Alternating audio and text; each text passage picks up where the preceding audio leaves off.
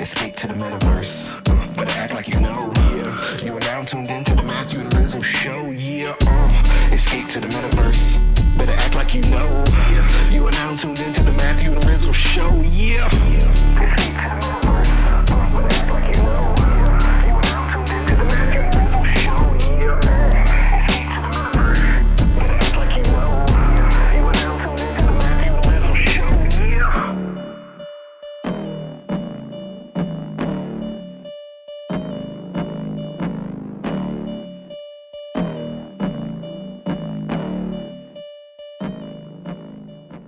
Registering a ENS name that I've been waiting for like 6 months. Finally. I was talking to Brooke commenting on how like weird vibes in the space right now. It seems like every week, like people are giving up that have been like out there, and you like have made some comment about it. I wasn't familiar with whatever this artist or whoever. Shit's like still pretty fun and everything. I'm not going to NFT NYC. Are you going? I'm going to New York. Yeah, definitely not going to the conference. Fuck that place. We can totally shit on NFT NYC. Yeah, everyone's on the same page as us. Like conferences are like 99% like not events to attend, but they're good anchors to bring everyone together at the same time. People leaving the space. Scott Pigeon had that weird announcement. He's also like not a native English speaker, and he's been tweeting since then, so he like didn't literally leave. Continuing to like tinker around with AI stuff, cool stuff going on in that sphere too. Claire, so we're doing like some cool stuff like using ChatGPT to write code to make generative art or whatever, which I was like actually fiddling around with just for fun, and it's like more complicated than it sounds. Cool. Yeah, let's kick it off. I'm just imagining and channeling Robot Lady, aka Dragonate's voice in my head right now. Recording started. Okay, we're recording. All right, we're live. This is Matthew, aka Nifty Time, with my dude Rizzle, as always, coming back recording Tuesday ahead of the Wednesday published date for the new episode of Mars, the Matthew and Rizzle show. Bro, are you going to New York City next week? NFT NYC, is that a thing this year? Dude, this is the first year that I'm not going, actually, since like the very, very beginning when we went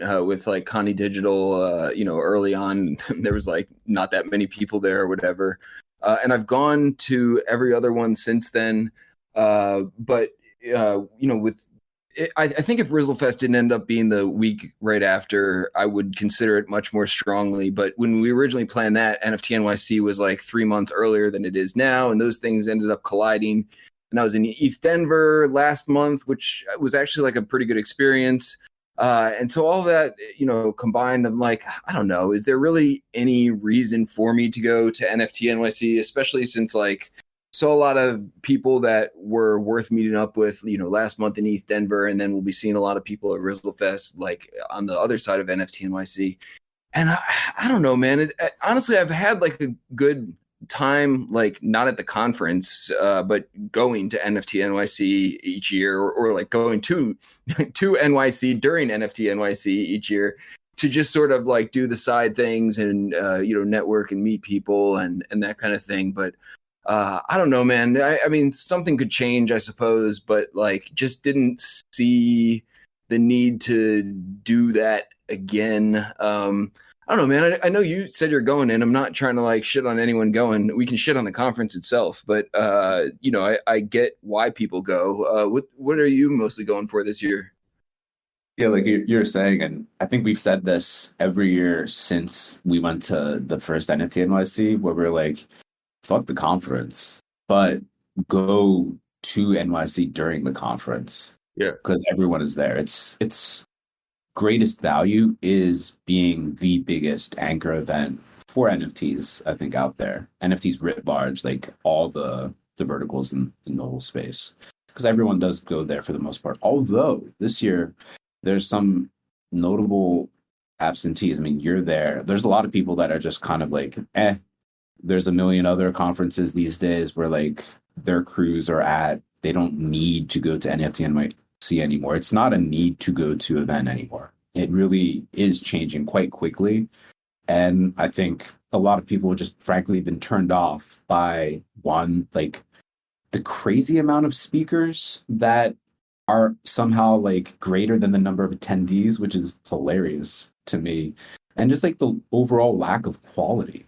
Like it's a meme now how terrible the displays are at the like NFT NYC / NFT like London events. It's just garbage. Like there's no thought put into it. It's just kind of like a spray and pray approach.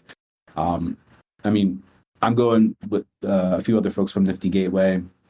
My focus obviously is events outside and like meetings and dinners and gatherings with folks that are not at the actual conference. I'm stoked to meet up with like OSF and Crypto Jisoo, a whole bunch of other folks. Troubadour is going to be there, and really, really stoked to head over to the Mocha Church over the weekend. That's cool. actually like the highlight of the trip. I've been really excited to make a pilgrimage up there and see what Coburn has got going on in the old church, now repurposed for crypto art and artists. So yeah, that's my plan for next week before heading out the week after to Tennessee for Grizzlefest. Dude, that's a solid plan. I think that's pretty much what I would do if I was going to be in the area. The pilgrimage to the Mocha Church sounds worth going for, like almost just by itself. To be honest with you, that's like, and dude, that's like the difference. I think I can't remember who I was saying. I think I was on the podcast with DK Decline last week or whatever, and we were talking about how, like, you know, some of these things have just sort of lost their like sense of adventure, especially like early on, like. You know, going to some of these conferences was like so exciting before they became like all the same like thing mashed on repeat. But you sprinkle in something like a, you know, field trip to the, you know, actual church that, you know, holds the Museum of Crypto Art. I'm like, that's exciting, man. That's like a different type of experience. Dude, I remember like even we saw this coming like early on, man, at that like very early NFT NYC. It was like a giant. It was like being inside of a giant commercial. Even then, there was like, you know, 50 people in the audience and like 50 sponsors on like flashing screens like all around us or whatever. So, you know, I guess in a lot of ways, it's not surprising that this is the direction that they've gone, just trying to like, you know, cram as many bodies in as many places and advertisers and speakers and everything as humanly possible. And you're right, dude. It has actually like sort of become a meme in itself. And I feel like they missed the opportunity to really like solidify themselves as that anchor, because certainly for a while they were like ground zero for everything that was happening in the NFT world, but they didn't really do a great job of catering to that. It just seems like they tried to like capitalize on that crowd as much as possible. And now you're right. I feel like it's starting to spread out a little bit. People, there are like prominent NFT events going on and conferences in like different parts of the world now. So why need to come to NFT NYC unless it was like a really killer event that was like, you know, well curated and like, you know, lined up and stuff. Yeah, exactly. I mean, everyone, it's cool too to see how everyone else naturally sort of arrives at the same page. It's like, yeah, that's really not a great experience, blah, blah, blah, blah. And then seeing the alternatives sprout up, like Non-NFT Summit, Historical NFT Summit, ETH Lisbon, the places that are more focused on specific niches that have like really curated speaker panels or lists that you can sort of like build upon. And it's not like a multi-day event where you're like, okay, do I do the conference today and like miss out on all these other side events? It's like, no, like there's the event, and then like before and after, then people can start layering on other experiences. So you're not competing or vying for attention and cannibalizing or taking away from what other folks have worked so hard to create. The NFT NYC, it's like at any given time, concurrently, there's going to be like 5 to 500 things that people have a choice of picking from, which is just, it's just too much. It's too much, and it's like literally unfair to everyone involved. But again, it's going to be fun once folks actually arrive, get boots on the ground, start meeting up, going out, eating and stuff like that. So all the shortcomings, honestly, like during the week of for folks that go there, dissipate, evaporate, disappear. And then afterwards, it's like, yeah, fuck the conference. Yes. Dude, I agree. But yeah, when push comes to shove, all these things are like a pretty good time once you actually get there. But to your point about it being like so spread out, man, you know, again, had a pretty positive experience in ETH Denver. There were a lot of spread out things. It wasn't nearly as bad as the scale of NFT NYC is, but I feel like that's one of the other things that sort of has dissipated over the years, was that, you know, you could count on for a little while there in the beginning, if you went to something like NFT NYC, you knew it was going to be like a meeting of the minds. Like somewhere in NYC was just about everyone you wanted to meet up with. And now that's it's just almost the case for none of these conferences anymore. You know what I mean? There's no like one central location, and there's no one conference or two conferences you can really pick and be like, okay, this is going to check all of the boxes. You sort of have to like piecemeal them together depending on like, you know, what you're doing at the moment and who's going where, and you know, who you need to meet up with or want to meet up with and everything. And I don't know, it's become like a lot more of like a task than in the beginning, when it was just like, okay, I know these are the things people are going to, and if I want to see everybody, I got to get there too, type of thing. Well, I mean, that's like a reflection of the space and how much it's grown, right? And now it's all very, very specific too. Like you need to choose like the art side of things, or like the virtual gaming side of things, or like the collectible cringe side of things, or whatever. Versus like when we went, it was like anywhere we went, we would bump into like the Axie family, the OpenSea family, the Super Rare family. Scent was there, like the other early project Marble, right? Like and Jin, like the whole entirety basically of like the metaverse, Andrew Steinwald and Josie and stuff like that. Everyone was fucking there at the same place at every moment, which was such a special thing to be a part of in retrospect. But yeah, I mean, those days are far away now. Yeah, it's fun to reminisce, man. Like, you know, it's almost hard to believe almost that entire cast of characters that you just mentioned.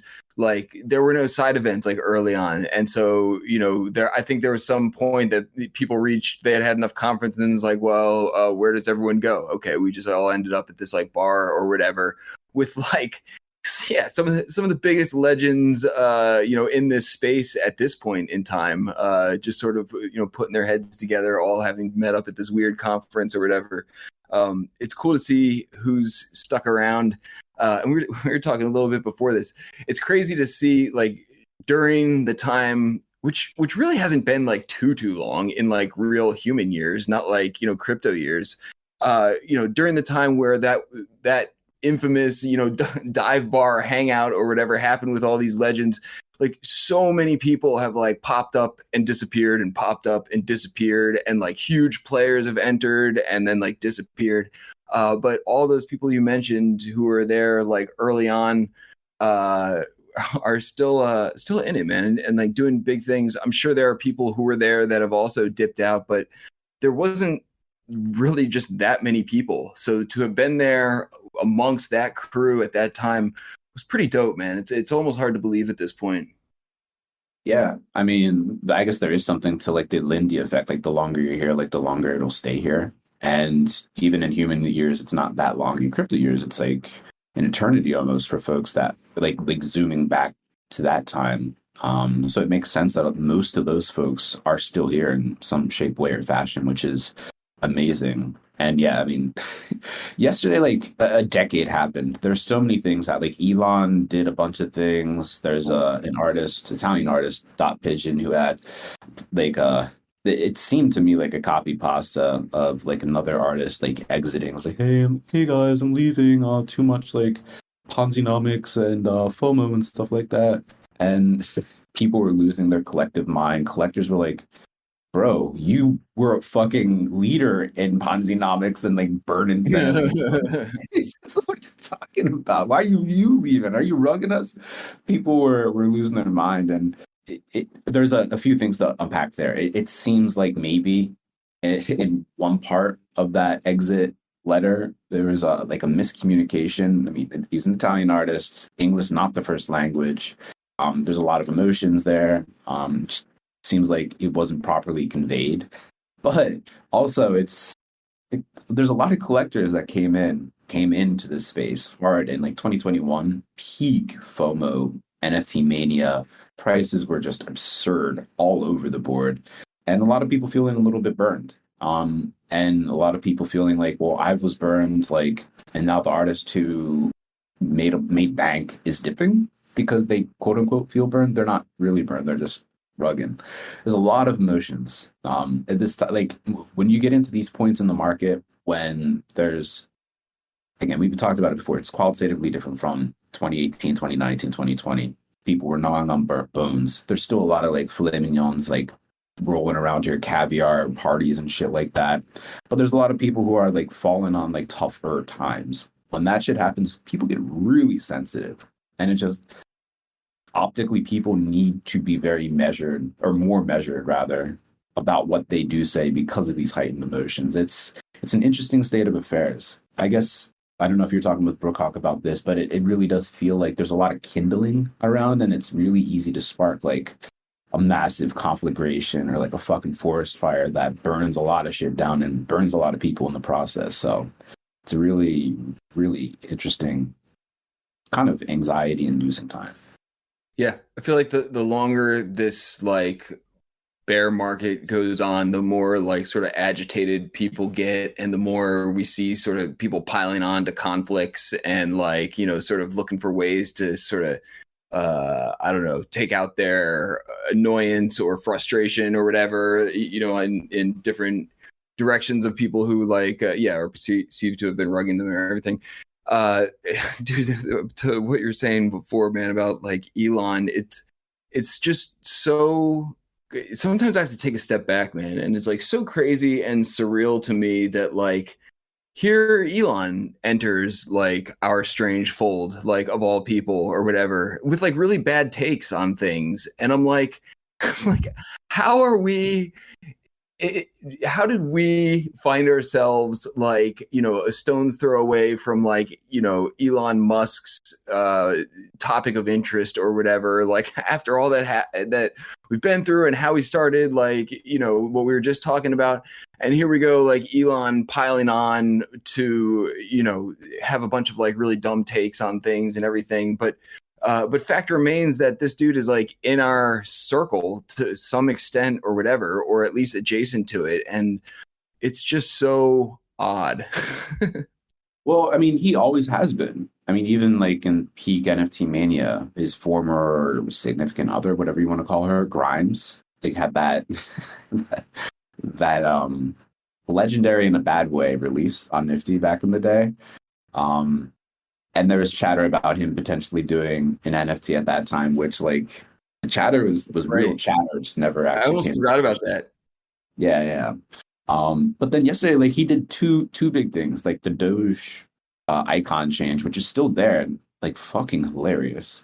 But then he retweeted that Punk 6529 sees the memes of production image, which he subsequently deleted. Like I woke up this morning and I quote tweeted it. A bunch of people did, and then it's just like it's not there anymore. It's like, what the hell? The dude is crazy. Yeah, it's just like here and there. I mean, it underscores like, you know, I to be fair, I've never paid like a ton of attention to him outside of like, you know, headlines and the news that sort of comes across my lap or whatever. But like his whole entrance, if you'll call it, whatever he's doing, like just really underscores something that we've talked about before, man, which is that like people who really even think they know what's going on from the outside, like come out with some like really bad takes and like really uneducated opinions. And these are, you know, people who are looked to, Elon Musk aside, man, a lot of like the companies and venture capitalists and like, you know, really successful, quote unquote successful people have entered the space. And I think there was like a lot of sort of like, you know, awe in the beginning that these people were entering and doing these things. And, you know, there was sort of this point like across a lot of the people who had been here for a while that, you know, starting to almost question ourselves, like, do these people know better than we do? Like, you know, they're coming in with all this money and funding and ideas and companies and like all this stuff. And then you like see some of the decisions that are made and some of the takes and ideas that these people have. And it's just like, dude, like we like really are the experts around here. And it's like crazy to continue to see that like underscored on scale, like playing out in front of like tons of people. God damn it, shut up. Okay, sorry. And end rant anyway on that like spam phone call from fucking Elon Musk's you know, henchman or something. Bro, can you mute that? I don't know, man. Like, what the fuck? It's like a DDoS attack with internet. Right. There's a lot of threads there. It's like everything that is happening in crypto and NFT land, it reduces the degrees of separation to literally everyone, right? That's something that was like really, really clear back in 2021 when all the quote unquote like normie famous people started popping in, reactivating Twitter accounts, getting ENS handles, collecting NFTs of like varying kinds. It was like, holy shit, hopping on calls with people that you never would have imagined you'd ever be able to see, let alone like get into like real conversations with. And that's just a function of like the cultural aspect of what's going on here. Like this is the cultural undercurrent of the future, right? The digital future, which is the future of the world. But then the the cringiness of people that are so excited and jump into this space and just don't know the lay of the land. They don't know the vibes, more or less. It's continued to fall flat on their face. And projects that continue to ignore folks that have been here and the experience that is accrued through life and limb, and like with all the battle wounds and scars to show for it, ignoring that is just like basically setting yourself and your project up to fail. Like it's really table stakes to have, I don't want to say someone from the old guard, but just someone that really gets the ethos of the space of what works, what doesn't, to come in and advise, because there's some serious trade-offs and different approaches that are needed compared to what has traditionally worked in quote unquote like Web 2 spaces. So it's all facts. It's all out there. Everyone that's here and has been here for a while understands that. And it's just making sure that we're available, we're tapped, we're recognized, I guess, for the new projects that continue and inevitably will continue to keep rolling and setting up shop. Yeah, I feel like it really underscores like the difference this industry, I don't know what you call it, this space is, whatever the term is, like how completely turned around it is from like typical models. And you have all these big players who come in who are successful in coming into something that's popular. This isn't a lot of these like companies, celebrities, influencers or whatever, are pretty well versed in being able to take advantage of what's hot and capitalize on hype cycles and everything, which I don't think there's that it sort of is what it is.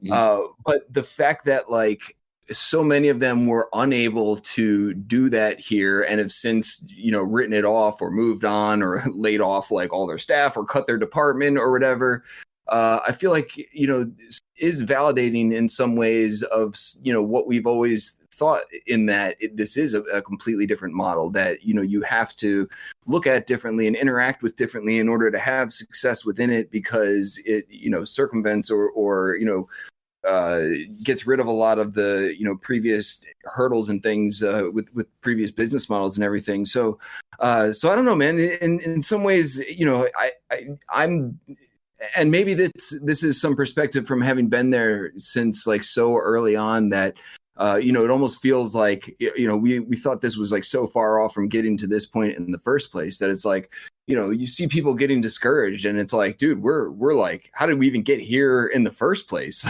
Like all these big players exiting. It's like, the fact that they even entered in the first place was somewhat of a validation of like what we're doing here. But the fact that they exited too, and I still firmly believe in what we're doing, is also some validation of the fact that like, maybe we really are the boss motherfuckers around here.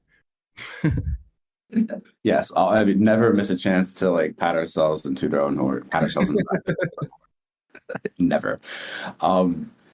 Yeah, and this is not exactly what you're saying, but it's related to a thought that I've been having, especially recently. And I know Show has been talking about this and screaming about this more accurately for months, right? Yeah, let's get into it. The regulators are coming in and looking at the space and like doing a whole bunch of shit. But doing a whole bunch of shit because they see a bunch of like rich, famous people coming in and apparently rugging folks or engaging in what looks like scams, right? There's a bunch of like speculators and things like that. And the real people that are able to like come in and have a new livelihood, a new opportunity for a new kind of livelihood. Artists, digital artists that are changing the trajectories of their futures forever. Like the real people, the real opportunities for real people is all being overshadowed.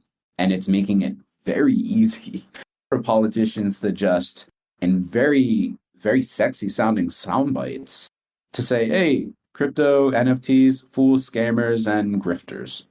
Let's shut it down, And that's everything that's wrong with this space. And we just need to optimize and bias and promote all the folks like us, like the artists, the real builders, the real folks that are doing everything right to open this up and grow the pie so that more people can come in and connect and contribute and have fun and make money and grow things and develop and things like that. Sort of like a weird sidebar based on what you were talking about, but no, I mean, I think it holds a lot of the same like ideas, and shout out to Show for like constantly railing on this. And honestly, dude, this is why I like never try to get like I try to stay informed, but I try not to get too worked up over anything that's coming down the political landscape with regards to like crypto or regulation or anything, because of a lot of the same reasons that I just mentioned. I mean, you hear some of the stuff coming out of like Elizabeth Warren's mouth about like crypto, and it like very obviously demonstrates a lack of understanding. Like she clearly doesn't get how it works or doesn't understand anything about it, or is just like regurgitating sound bites on purpose, or, whatever the reasoning is, the stuff that is coming out of her mouth that she's using to justify her position, like literally it just doesn't make any sense.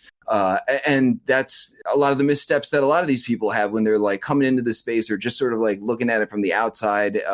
Companies, regulators, anybody, they're sort of like sizing it up based on what they've heard or their personal experience and making like, gigantic calls about like the future of the space and like, major industries and hiring acquisitions and, all this stuff based on really what, their own, I guess, expertise that they feel like they have in themselves.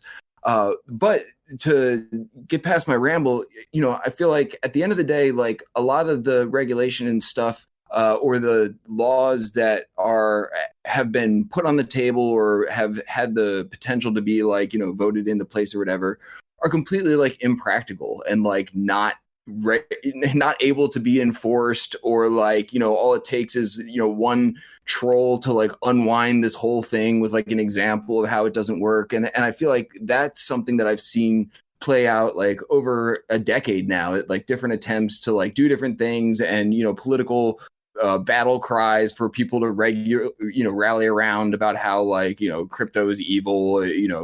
For a long time it was like, just for drug traffickers or like whatever. And it seems like we finally got past that phase. But it's always a thing. There's always like some reason someone wants to regulate it. But then if you like, read the fine print, you're like, dude, what you're trying to do like makes no sense. It's like completely impractical. It just sounds like something that people who don't understand it would like to hear.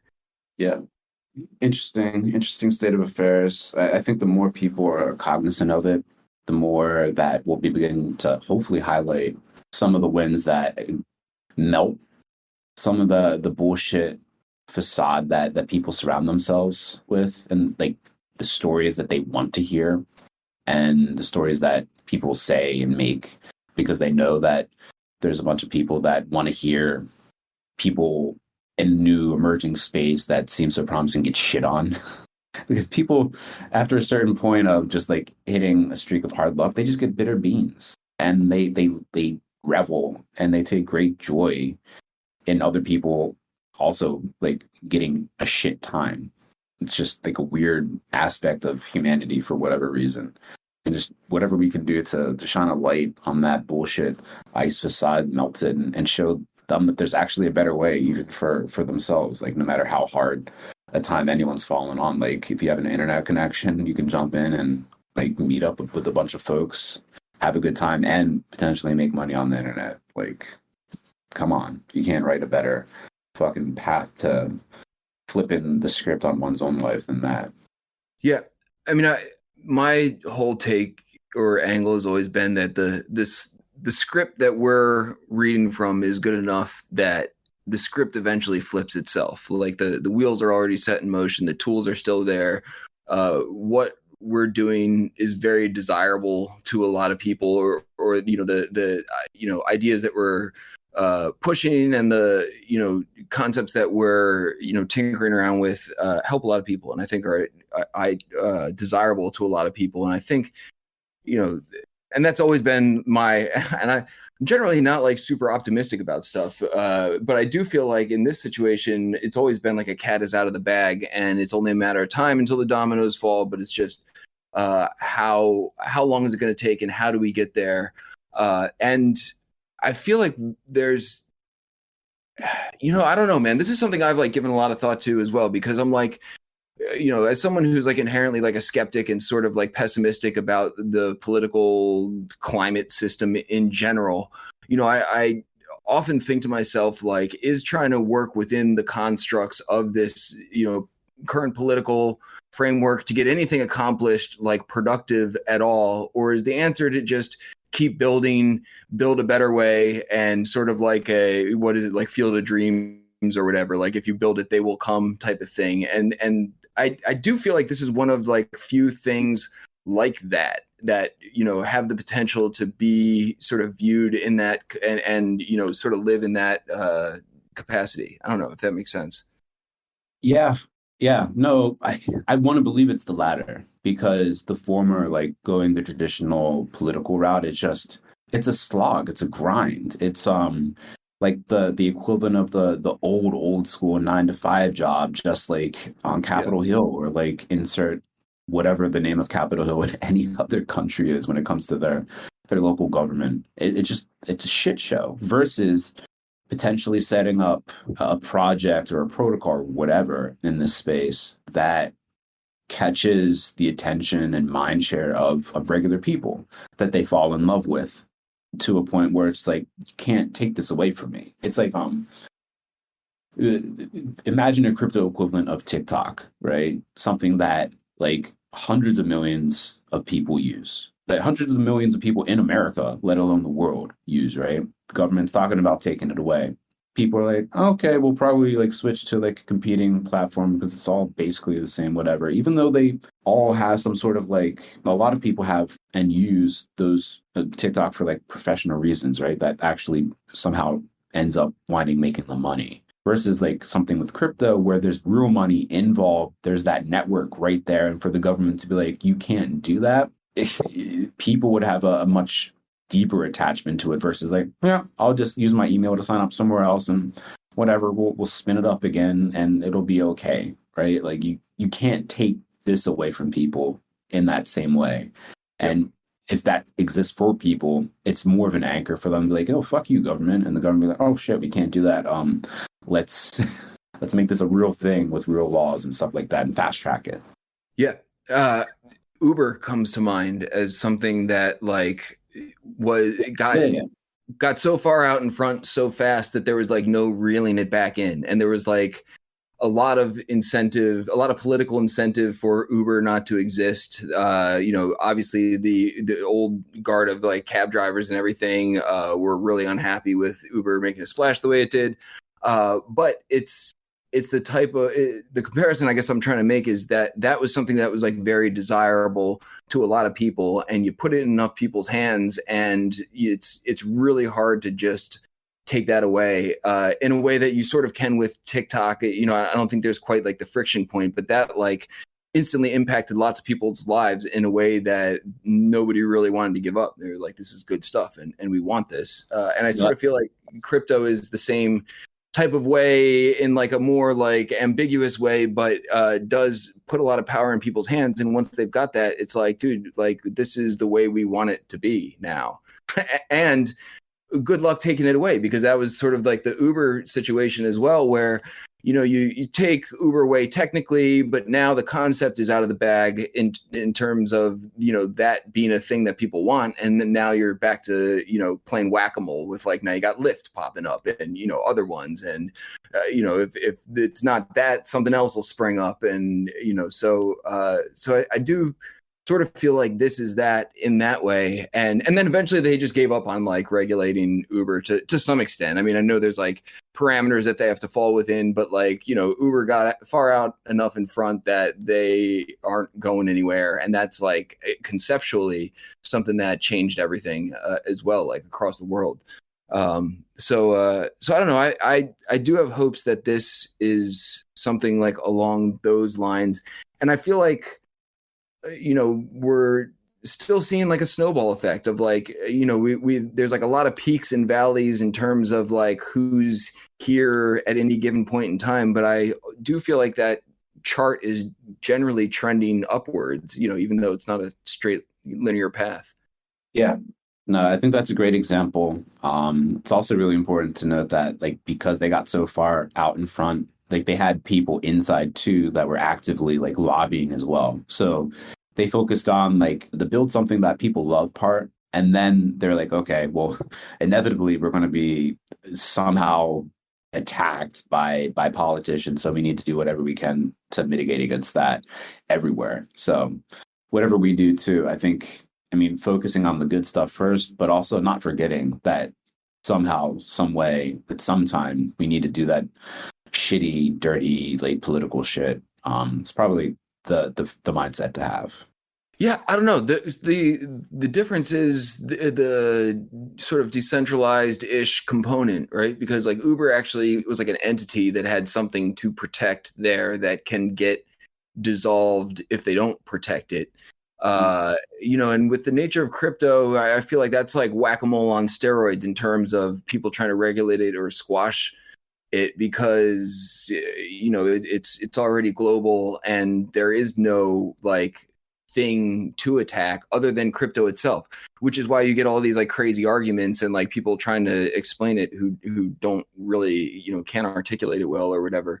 I don't know, man. It's I don't let it bother me too much, like the negative sentiment in the space, and I'm generally like pretty optimistic about everything.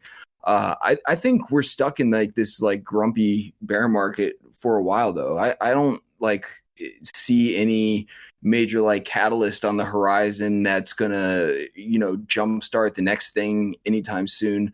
Although I feel like the bull runs always come like pretty unexpectedly, or there's like a quick ramp up like sort of out of nowhere. But I don't know, man. Everything seems sort of flat right now, and even the stuff that would have been exciting, last year, I feel like people are just sort of like whatever. Yeah.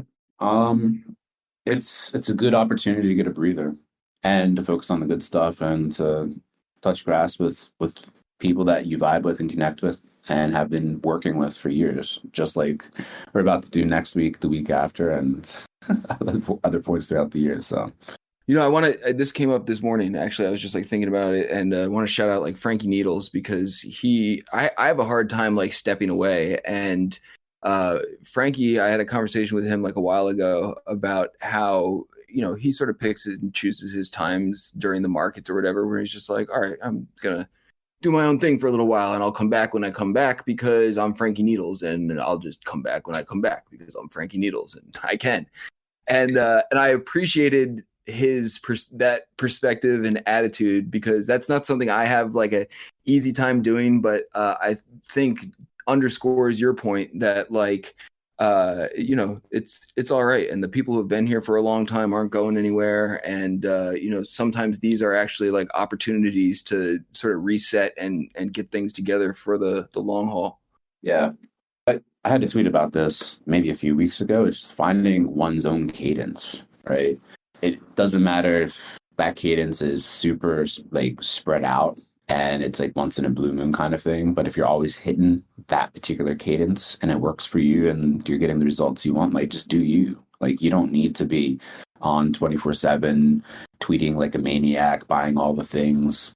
You know what I mean? Some people can do that and they can do that over a long period of time. That's cool. If that's their cadence that works for them. But doing you, finding your speed, finding your cadence, that's the dream. And that's something that this space it allows for in many different ways and shades, depending on the individuals that come in here and do their thing. Like shout out Frankie Needles. Love that guy. But yeah, 100%.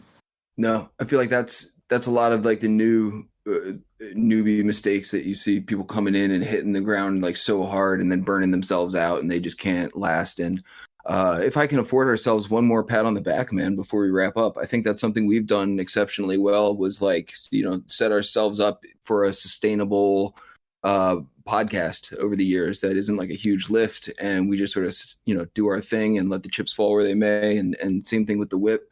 And have managed to build out those things in a way that, you know, I feel comfortable that we could continue it for as long as we want to. But you see a lot of people come in, man, and I'm sure you have it in your DMs too, like people who want to get your take on projects they want to launch and like things they want to, you know, set up. And some of them are great ideas, but it's like, dude, this is a huge lift. Like, you know, you understand what you're setting yourself up for. And then you see a lot of those huge lifts not pay off immediately or in the way they had hoped to. And, you know, it never really gets off the ground in the way that anyone had hoped. So it's a skill that I feel like is very understated in the space, but you can see who's got a decent cadence, man, because those people are still here. 100%. Boom. On that note, want to wrap it up. This week's whip should be cool. Still waiting for a few final confirmations, but looking like we will have Joe from Forum 3, the, I guess, creator of the original Starbucks reward program at Starbucks, went on to set up this advisor consultancy that's helping build out the Starbucks Odyssey NFT reward program together with Nifty Gateway. Will be there. We have a community member from Tri-Steel Camp that should show up, and maybe one or two other folks, and a jumping course and shit like that. So should be a good whip. And a jumping course and shit like that. Really interested in hearing from this dude, repping Starbucks. We had a good conversation about that a couple of weeks ago on the podcast. So yeah, can't wait to hear about their take. We get Show queued up for questions. I'll have some. Show had a pre-announcement. He's going to be talking about the Fed Now situation for the Afties too. So it's going to be cool. Right on. Good show. Awesome, brother. Awesome. Take it easy. All right, dude. Later, man. Peace. Later, Dragonate. See you, Dragonate's mom.